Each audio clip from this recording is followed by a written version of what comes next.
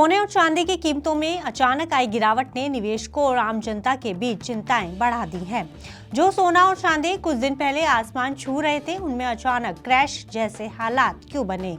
क्या ये खरीदारी का मौका है और या फिर गिरावट का इंतजार करना चाहिए? अगर आपके मन में भी यही सवाल आ रहे हैं तो आपको ये वीडियो जरूर देखनी चाहिए।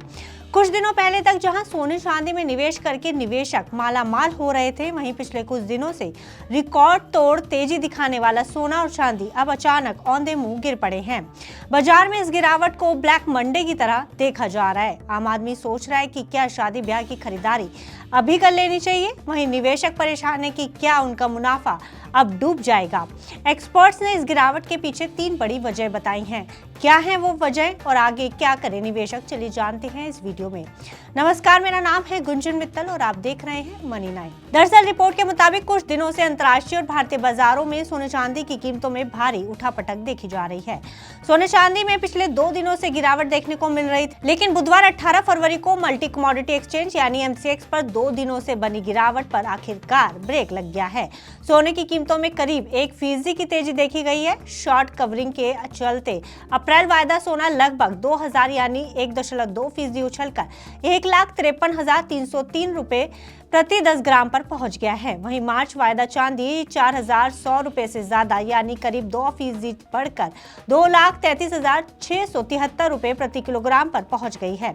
इसी उतार चढ़ाव से घबराकर सोने और चांदी में भारी मुनाफा कमाने वाले निवेशकों के मन में बड़ा सवाल है कि अब मुनाफा वसूली करें, यानी सोना और चांदी बेचकर निकल जाए या फिर अभी निवेश में बने रहें। गोल्ड सिल्वर के अंदर अगर हम देखें तो एक वॉलेटाइल ट्रेंड यहाँ पे देखने को मिल रहा है। जहाँ पर हम 2025 में एक पॉजिटिव ट्रेंड देख रहे थे, अब हम 2026 में देख रहे हैं कि मार्केट एक रेंज बाउंड मोमेंटम बन चुका है। हालांकि जनवरी के महीने में हमने एक हायर लेवल बनते हुए देखे थे, बट अब उसके बाद अगर आप देखेंगे तो भाव काफ़ी रेंज में ट्रेड होते हुए नजर आ रहे हैं। हमने जनवरी में नए हाइस बनते हुए देखे, उसके बाद भावों में बड़ी गिरावट भी आती हुई देखी। एक्सचेंजेस की अगर बात करें तो वहाँ पे मार्जिन्स बढ़ते हुए नजर आए हैं और एक प्रॉफिट बुकिंग आती हुई दिखाई दी है। अगर हम जियोपॉलिटिकल कंसर्न्स पे बात करें तो जियोपॉलिटिकल कंसर्न्स में भी हमने देखा है कि कहीं ना कहीं ईज ऑफ होता हुआ दिखाई दिया है। इंडिया यूएस के बीच टैरिफ कम होते हुए दिखाई दिए हैं। इंडिया यूएस चाइना के बीच टैरिफ कम होते हुए दिखाई दिए हैं। रशिया और यूएस के बीच में भी कुछ साठगांठ होती हुई दिख रही है।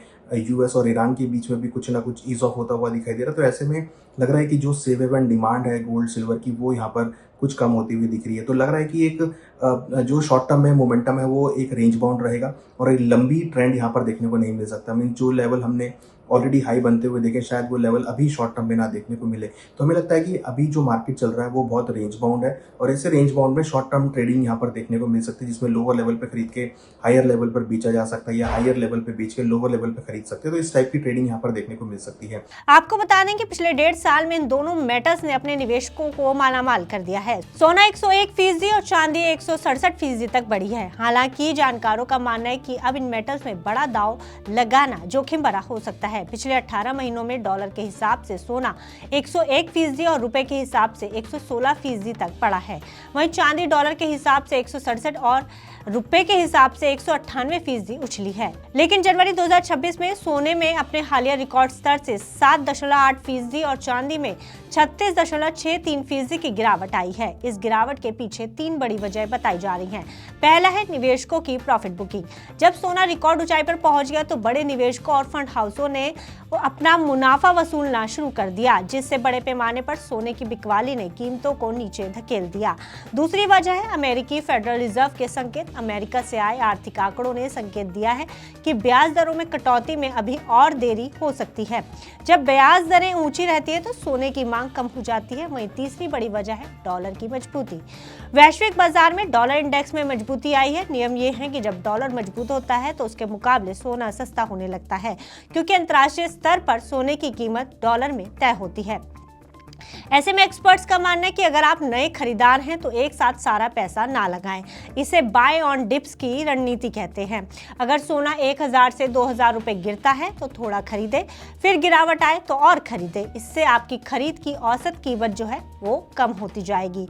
वहीं मौजूदा निवेशकों के लिए एक्सपर्ट्स का कहना है कि अगर आपने कम कीमत पर सोना खरीदा था तो घबराकर ना बेचें। सोने का लॉन्ग टर्म ट्रेंड अभी भी मजबूत है।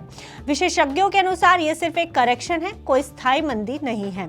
बाजार जानकारों का मानना है कि जियोपॉलिटिकल टेंशंस और केंद्रीय बैंकों द्वारा सोने की लगातार खरीदारी के कारण 2026 के अंत तक सोना एक बार फिर नई ऊंचाइयां छू सकता है और मौजूदा गिरावट केवल कुछ हफ्तों के लिए हो सकती है, क्योंकि एक्सपर्ट्स मान रहे हैं कि 2026 की दिवाली तक सोना नए रिकॉर्ड बना सकता है। इसलिए मौजूदा गिरावट को एक डिस्काउंट की तरह ही देखें तो कुल मिलाकर सोने चांदी की ये गिरावट निवेशकों के लिए एक शानदार मौका हो सकती है, बशर्ते आप समझदारी से निवेश करें। बाजार की हर गिरावट एक नई बढ़त की शुरुआत होती है। अपनी रिसर्च करें और केवल उतना ही निवेश करें जितना आप लॉन्ग टर्म के लिए रख सकते हैं।